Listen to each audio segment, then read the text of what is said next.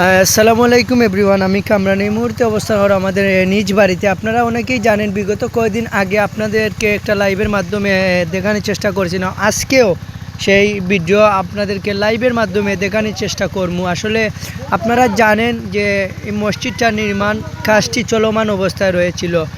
এই পর্যন্ত কাজটি কতটুক দূরে চলে গেছে আজকে আপনাদেরকে এই ভিডিওতে দেখানোর চেষ্টা করব। আসলে এই মসজিদের টাইলসগুলা এই কিছুদিন আগে লাগানো হয়েছে, আর কিছু কাজ বাকি রয়েছে।